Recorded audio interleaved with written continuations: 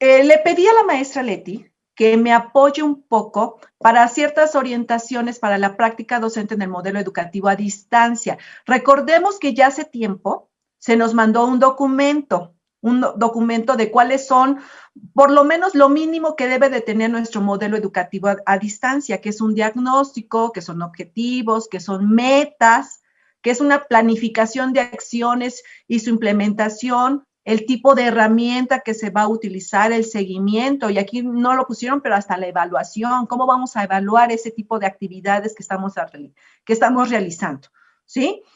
Entonces, acá sí yo le pedí a la maestra Leti que por favor me apoyara en ese aspecto, porque aunque nada más fue como un comentario general de acerca de otros materiales que hemos tenido para hacer un plan, para hacer una planeación. Recordemos también que tenemos nuestro plan escolar de mejora continua. Antes teníamos la ruta de mejora, y antes de eso tenemos otros documentos que nos van diciendo, nos van guiando para una planeación. Entonces, adelante, maestra Leti, si puedes apoyarnos con el tema que te pedí que nos apoyaras. Claro que sí, maestra. Nuevamente, buenos días a todos. Voy a proyectar en pantalla ya una diapositiva que está fundamentada en el material que nos comparte la maestra Rita. Permítanme un momento, voy a proyectar. Y bueno, pues como bien dice, ya hay antecedentes de cómo realizar este plan de trabajo. La situación acá es que tenemos un modelo, en esta ocasión nos dan una metodología para un modelo híbrido. Sus sugerencias son las siguientes. Primero que nada, la maestra ya nos leyó el propósito, que es en el inicio de la construcción del modelo híbrido de cada escuela secundaria para este ciclo escolar 2021-2022. También nos habló del apoyo que se debe de tener por parte del colectivo, que son los jefes de sector, supervisores, jefes de enseñanza, apoyos técnicos, pedagógicos, directores y docentes. Y bueno, ustedes pueden estar observando en la pantalla que necesitamos, bueno, el antecedente sí es importante porque aquí nos hablan del modelo de gestión estratégica y tenemos 4 tipos de gestión. Gestión pedagógica, que es la gestión en el aula, gestión escolar, que es la que realizamos en los consejos técnicos escolares, gestión institucional, que se relaciona con otras organizaciones, por eso es una gestión institucional, porque se relaciona con algunas instituciones como la Cruz Roja, bomberos, etcétera, y la última gestión, que es la gestión educativa, que es la gestión macro. Entonces, ya que entendemos estos 4 tipos de gestión, tenemos que pensar que las gestiones que nosotros vamos a abordar dentro de este plan de trabajo, pues es la pedagógica, porque estábamos hablando de la importancia de los aprendizajes, la gestión escolar, porque todos tenemos que participar desde el consejo técnico, y la gestión institucional, porque hay un comité de salud para esta organización. Esto es en cuanto a el antecedente para que podamos entender lo que es el modelo de gestión estratégica. Y este modelo de gestión no es nada nuevo. Efectivamente, los antecedentes son importantes porque anteriormente trabajábamos con el Plan Estratégico de Transformación Educativa, que estaba fundamentado precisamente en el modelo que se está presentando en estos momentos. Y bueno, el primer paso es autoevaluar y diagnosticar. Nosotros hemos hecho diferentes tipos de diagnóstico en la ruta de mejora, en el programa escolar de mejora continua y en el modelo de educación a distancia. Y dentro de esos diagnósticos lo hemos utilizado en algunas prioridades, en otros ámbitos, incluso en la situación actual. En el modelo de educación a distancia vimos con qué herramientas tecnológicas contamos, sí había conectividad por parte de los alumnos, sí también existía la necesidad de hacer guías o cómo era precisamente la forma de trabajo que nosotros íbamos a realizar en función de estas necesidades. Bueno, pues esta vez nos vamos a enfrentar a otro reto más, que es en hacer diagnósticos, pero ahora tomando en cuenta esta situación presencial ante el COVID-19.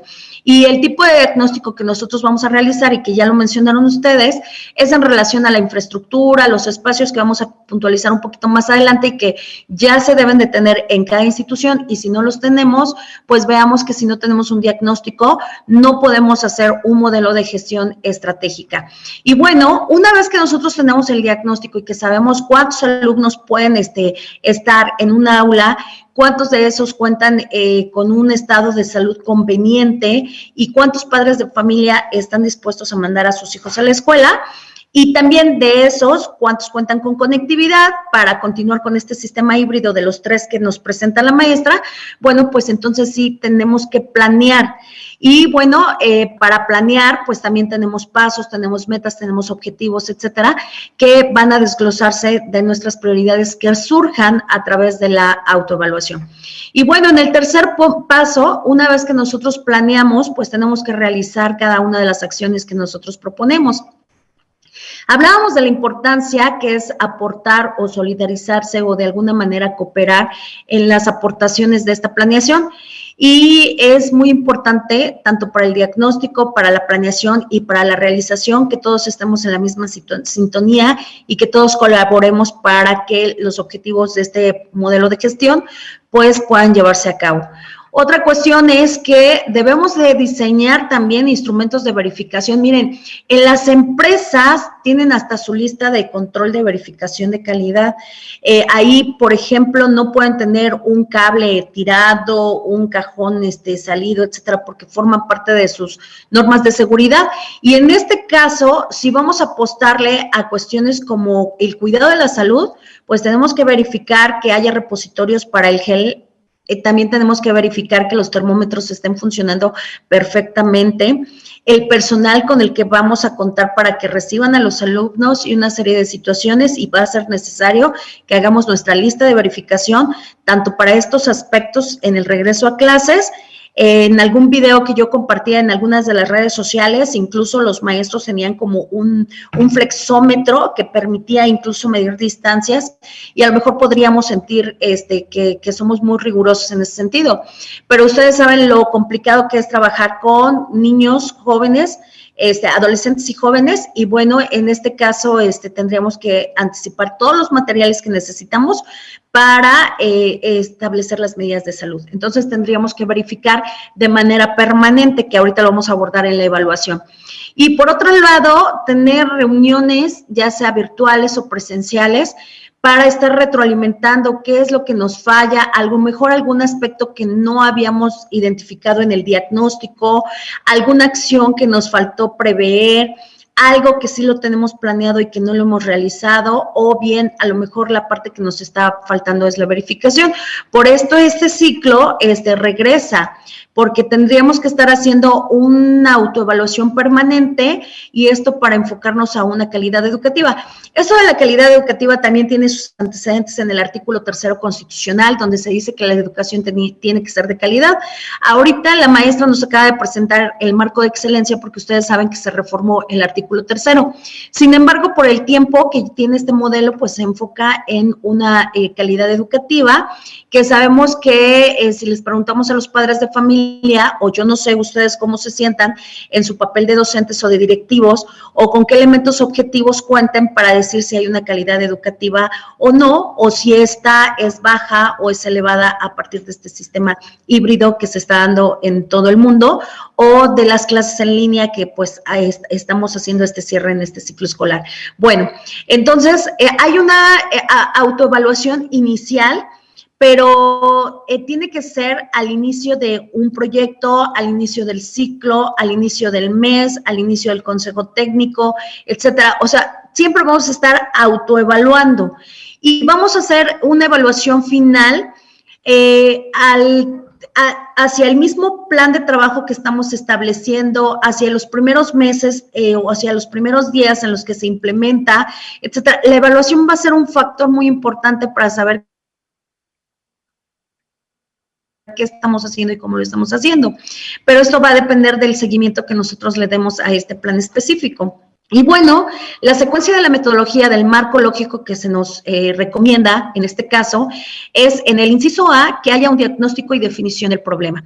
Si no tenemos diagnóstico, no podemos identificar cuál es la problemática que nos estamos enfrentando. Por ejemplo, a lo mejor podría trabajar en una escuela donde las aulas son muy reducidas y no puedo tener el 50% de los alumnos. A lo mejor puedo tener el contexto de que el 100% de los padres de familia quieren que todos los alumnos asistan a la escuela.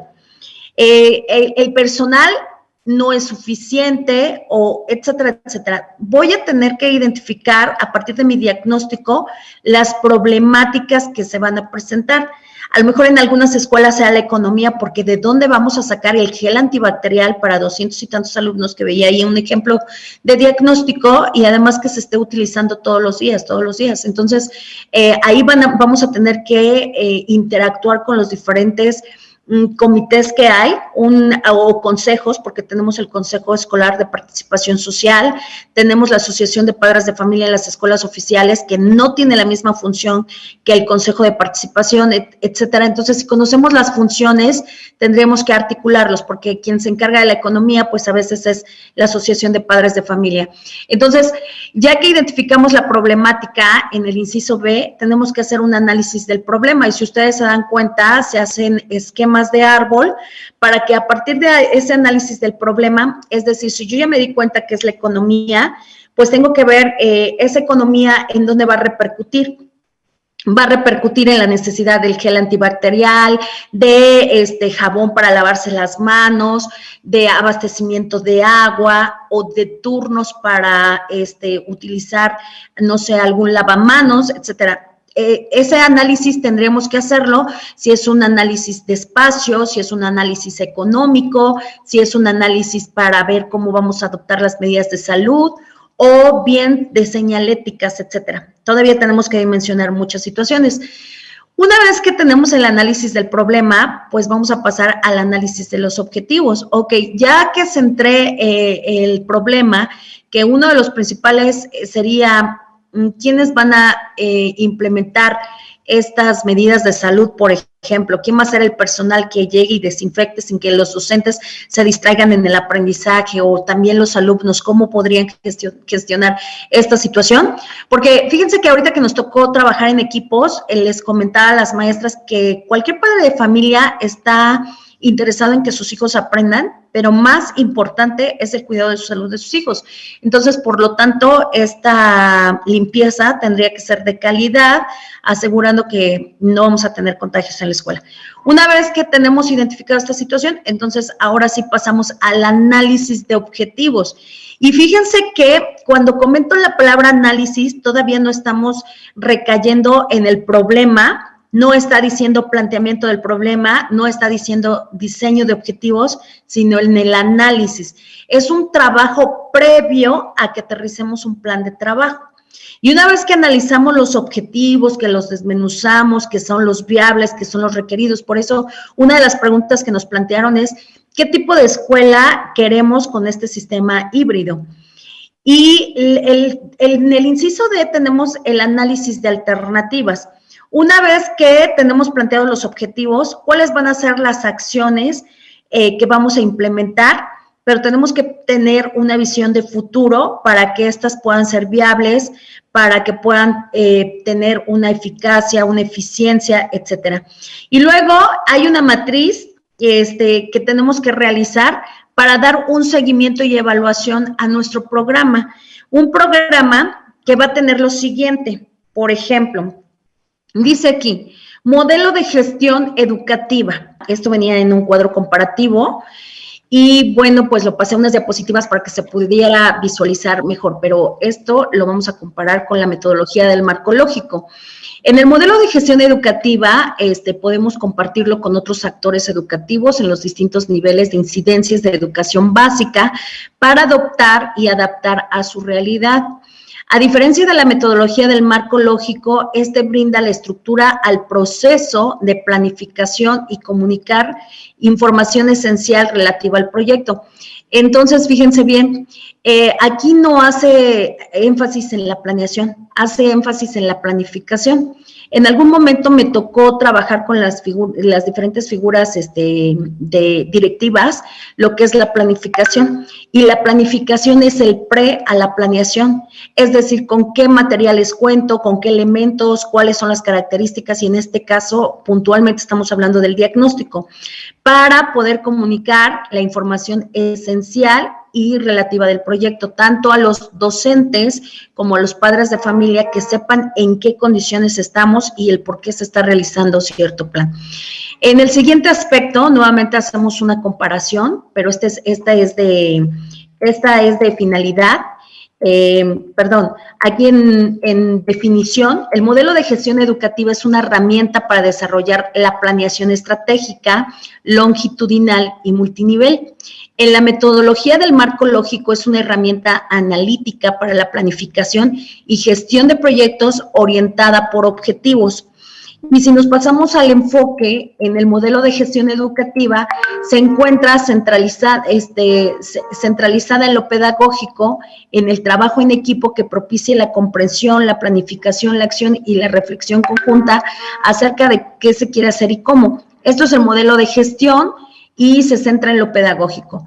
En la metodología del marco lógico es clarificar el propósito y justificación de un proyecto, es decir, ¿por qué la maestra nos dio opciones del modelo híbrido y por qué tendríamos que tomar? El maestro Pedro decía, yo me iría por la parte presencial y la parte tecnológica, ¿por qué nos iríamos en un modelo referido de esa forma y por qué otros nos iríamos por cuadernillos? Entonces, ahí tendríamos que justificarlo con el contexto de los alumnos. Tenemos que clarificar el propósito. Tenemos que definir claramente los elementos de un proyecto y analizar el entorno de un proyecto desde el inicio.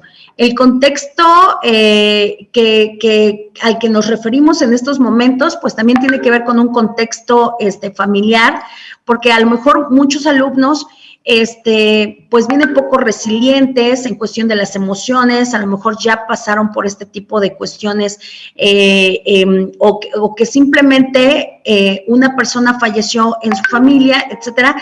Entonces tendremos que estar analizando todas las cuestiones de su entorno y facilitar la comunicación entre las partes implicadas, que son los docentes, los directivos, los supervisores, etcétera. Bueno, pues ahora vamos a pasar a la metodología. Observen bien estos dos aspectos. Por un lado, la metodología de gestión educativa nos dice que tiene que haber un diagnóstico e identificación de las necesidades prioritarias. Tiene que haber objetivos anuales operativos. Es decir, vamos a plantear estos objetivos anualmente, a diferencia del programa escolar de mejora continua, que ya ven que nos sugería que los objetivos pueden estar hasta 4 años. En el punto número 3, las metas que pueden ser en atención, de espacios físicos, de equipamiento, eficiencia interna, capacitación del personal en las diferentes áreas, las estrategias que nosotros vamos a implementar, las actividades y proyectos específicos dentro de este modelo de gestión educativa y los recursos con los que contamos, que recuerden que los recursos no es igual a materiales didácticos y materiales educativos, sino con todas aquellas herramientas que nos permiten para lograr los objetivos. Y la evaluación, que de alguna manera ya les decía que tiene que haber una evaluación inicial, una de seguimiento, una final, y que necesitamos la instrumentación para ver si el modelo de gestión funciona o no, que fueron los pasos que les presenté. Pero, ¿cuál es la metodología del marco lógico? Bueno, pues si ustedes se dan cuenta, en el primer punto, hay análisis de involucrados. Es decir, ¿qué maestros? Porque ustedes saben que también desde el CENTE y ahora que se aplicó la vacuna y también la Secretaría de Educación Pública nos pidió un documento en el que especificáramos qué docentes tienen algún tipo de enfermedad. Y entonces tenemos que hacer un análisis de involucrados. ¿Cuáles son las características también, no solamente de salud con las que cuentan los docentes, sino que si ya todos recibieron la vacuna, en qué áreas específicas nos pueden apoyar sin que estemos afectando los aprendizajes? Por ejemplo, hay escuelas en las que hay prefectos, como las escuelas oficiales. ¿Cuál va a ser la función de los prefectos que también tienen que involucrarse en este proceso? O bien los intendentes que tenemos en una escuela. Y cada quien va a tener su función, desde los supervisores, los jefes de sector, etcétera, que están también perfectamente definidos en el marco de excelencia. Bueno, en el número 2, el árbol de problemas que les decía, tenemos que hacer un análisis ya debes de tener tu árbol de problemas. Si no tienes tu árbol de problemas, no puedes pasar al siguiente caso, el paso que es el número 3, que es el árbol de objetivos. En el número 4, análisis de alternativas. En el número 5, una estructura analítica de todo el proyecto y una matriz del marco lógico. ¿Pero qué es una matriz? La matriz consiste en los pasos que nosotros vamos a tener en un proyecto de trabajo, porque, por ejemplo, no todos vamos a tener, no hay un plan que funcione igual para todas las escuelas, ya sea porque algunas son escuelas particulares, otras son escuelas oficiales, algunas tienen un exceso de matrícula en cuestión de los espacios. La maestra comentaba también que va a haber escuelas con pocos alumnos, etcétera. Entonces, la matriz del marco lógico va a depender de todas las características con las que cuenta la escuela. Sin embargo, se tiene que hacer esta matriz. Los indicadores tienen que existir. Por ejemplo, yo voy a referir nada más 2 indicadores o 3 para que no siempre recaigamos en los mismos. Unos indicadores para los aprendizajes. ¿Cómo están los alumnos y qué queremos lograr? Eso va a ser primordial en los primeros días. Y también el tiempo también tiene que estar como un aspecto importante en la matriz, porque tenemos que ir poniendo objetivos a corto plazo también. Por ejemplo, si nuestro objetivo es regularizar a los alumnos que no consolidaron los aprendizajes, no puedes tener un objetivo para todo el ciclo escolar. Tendrás que tener objetivos a corto plazo e irlos adecuando, y también ese objetivo no aplica para los alumnos que mostraron buen desempeño, entonces también no podemos limitarlos. Por eso es importante realizar estos indicadores. Otra de las cuestiones importantes, ese es uno, el de los aprendizajes. Otro de los indicadores son para la salud. ¿Cuántos están enfermos? ¿De qué están enfermos? ¿Cómo los vamos a abordar? Y bien, si ellos los vamos a determinar en un sistema presencial combinado con un sistema virtual, o bien estos alumnos se irían 100% a un sistema virtual. ¿Por qué? Porque va a haber alumnos que definitivamente no van a poder presentarse en la escuela por su situación de salud. Y un tercer punto que yo tomaría como un indicador es los docentes. ¿Por qué? Porque las características de los docentes en las escuelas secundarias no están de tiempo completo, a diferencia de la primaria y del preescolar. Los maestros asisten por horas, y nosotros tendríamos que organizar un plan de trabajo. Imagínense, a lo mejor soy maestra de, bueno, ciencias no porque tiene muchas horas, pero a lo mejor soy maestro de historia, ¿no? Con 2 horas. Y lunes les toca ir a unos, martes les toca ir a otros, pero mi horario pues no está programado martes, y entonces ya hubo un desfase de lo que tengo que realizar. Entonces, debemos de tener indicadores para el tiempo que está el personal docente y también los horarios, así como otras cuestiones que a lo mejor escapan en estos momentos. Y bueno, en el siguiente, voy a disminuir la pantalla para que puedan observarlo, es los medios de verificación. Yo les recomiendo una lista de verificación, son muy importantes para el control de calidad, ya casi no se utilizan, pero en las certificaciones para capacitar al personal son muy válidas, las debes de tener antes de iniciar el ciclo escolar, las debes de tener, en este caso, ¿qué se recomienda con estas listas de verificación? Por ejemplo, se les da la lista de verificación a tu personal, y al que esté en la puerta, a ver, limpieza de manos, a lo mejor limpian su banca y después las manos, no comparten objetos o sacan su lapicera, etcétera. Entonces, la lista de verificación en cuanto a las medidas de salud, y que sí son importantes. También debemos de tener listas de verificación en cuanto a los objetivos de los aprendizajes, es decir, si una maestra me dice que están en promedio, por ahí escuché, que tiene un promedio 7, pues tenemos que ir verificando cómo se logran los aprendizajes, que también recuerden que la calificación no es lo mismo a aprender, habrá que tener muy controlados esos indicadores, y bueno, pues esos son ejemplos de cómo se relacionan los indicadores y los medios de verificación. Y por último, el seguimiento y la evaluación del proyecto. ¿Cómo vamos a darle seguimiento? ¿Quién es la persona que va a ejecutar este tipo de acciones? ¿Y cómo vamos a hacer la valoración? Quizás haya reuniones extra, no sé, en la primera semana para valorar esta situación o al final del primer día de la jornada para ver qué nos falta y qué nos falló o qué tenemos que mejorar o qué estamos haciendo bien en función de estas cuestiones. También tenemos el diagnóstico, que incluye, esto se supone que ya se trabajó, pero fíjense, de aquí podemos sacar indicadores. La infraestructura, el tamaño de las aulas, ya consideramos el tamaño de las aulas, cómo fue que lo consideramos, eso es un indicador que puede estar en tu lista de verificación. La ventilación, que también es tan importante. Una doctora me decía que si estamos conviviendo mucho tiempo en un salón de clases, respiramos el mismo oxígeno y el tiempo es mayor, es decir, una jornada completa, pues corremos mayor riesgo de contagiarnos, sobre todo si no hay una buena ventilación. Entonces, a lo mejor el tamaño de las aulas es el adecuado, ya pensaste cuántos alumnos vas a integrar, pero a lo mejor la ventilación no es la adecuada. Entonces, tendríamos que ver si se hacen ajustes o si cuentas con un patio, un auditorio, etcétera, para que tus alumnos puedan estar mejor. Y eso, pues, también lo tienes que verificar. Y si no queremos utilizar una lista de verificación porque a lo mejor es engorrosa para todos los días, pues sí tenemos que por lo menos tener la primera lista de verificación cuando se arranca este proyecto de trabajo en el que ya viste todos los detalles que debes de tomar en cuenta.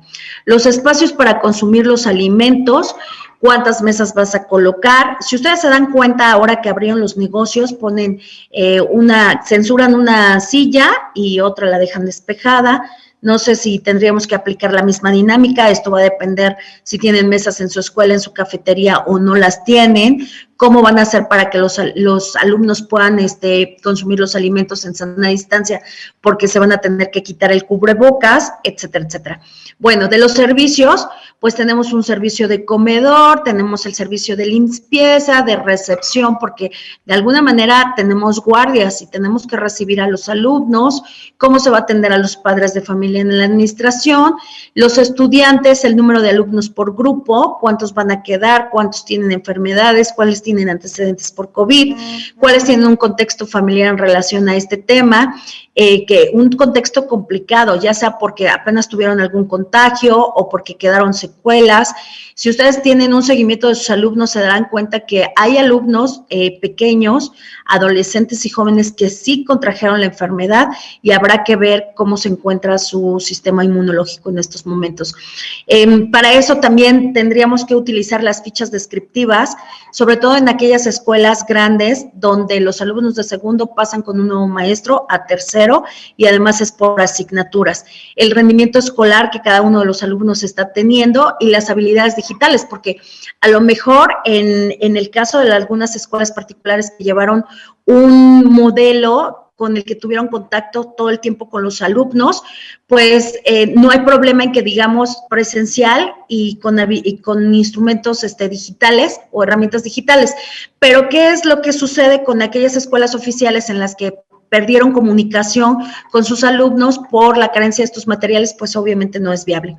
En cuanto al personal, el número de maestros, también las enfermedades que tienen, la edad que tienen, si ya fueron vacunados, si hay antecedentes de COVID, si tienen habilidades digitales para decidir por un primer momento, porque a lo mejor los alumnos sí tienen esas habilidades, pero resulta que algún maestro no estuvo haciendo lo propio durante este tiempo de pandemia y de confinamiento, y los horarios de clases, las materias que imparte, la disponibilidad, el trabajo en otras escuelas, eso también es muy importante porque los maestros se desgastan, y las habilidades de gestión que tengan para estos procesos de salud. Los recursos para las clases presenciales, ya lo mencionaban, los termómetros, los repositorios para el gel, tapetes, aerosoles, repositorios adecuados para el jabón, y es más, capacitaciones, que eso entraría en otro rubro, para el uso adecuado de estos contenedores, porque todos llegamos y en su mayoría lo tocan con la mano y puede ser con el brazo que se utilicen estos repositorios. Sí vamos a tener cubrebocas, porque no va a faltar el padre de familia que es que se me olvidó el cubrebocas, etcétera, y pues no podemos darles acceso. Sí vamos a utilizar caretas como personal, si los alumnos también las van a utilizar, etcétera. Recursos para las clases en línea, para poder atender entre materiales, entre el sistema presencial y en línea. El otro es presencial y con materiales individuales, y el otro es presencial con trabajo o cuadernillos. Entonces, pues, tenemos que hacer un diagnóstico de lo que sigue contando el alumno. El comité de padres de familia, que nos señalen el diagnóstico también que se presentó para el diagnóstico. Yo les anoté aquí la APF, que es la Asociación de Padres de Familia, y que regula los recursos económicos, es decir, que tienen que regular la economía, porque tendrán que administrarse de modo que todo el ciclo escolar haya gel antibacterial, y los materiales o los insumos correspondientes. Los consejos escolares para darle seguimiento, las brigadas de seguridad. Recuerden que también debemos de tener una brigada de seguridad escolar, y los consejos escolares de participación social, que también están normados, y obviamente los consejos de salud y nutrición, que son los que se están estableciendo en estos momentos. Bueno, ya recibimos el foro el día de ayer, y bueno, esto está en proceso. Los espacios físicos, que ya habíamos comentado, el uso de estos espacios como a lo mejor letreros con reglas, uso permanente del cubrebocas, como a lo mejor un indicativo, un letrero de cómo se van a lavar las manos, manuales si es necesario, etcétera. Y condiciones para la salud, como el tiempo de convivencia, a lo mejor un cronograma para desinfectar las áreas, porque en algún momento se van a tener que desinfectar, etcétera, etcétera. Un kit de limpieza manejado por los alumnos, y entonces ahí empezamos a entrar con nuestro plan anual de trabajo para un modelo híbrido que ya nos explicó nuestra supervisora, y que puede ser mediado por la tecnología con presencial y en línea, puede ser parcialmente mediado por la tecnología presencial y materiales de producto de trabajo independiente, o bien sin mediación tecnológica de manera presencial y con cuadernos de trabajo y trabajo independiente. Pues esa es mi participación. No sé si tengan alguna duda en cuanto al proceso. La verdad es que hay que analizar cada una de las palabras que están inmersas en esta metodología. Gracias, maestra Rita.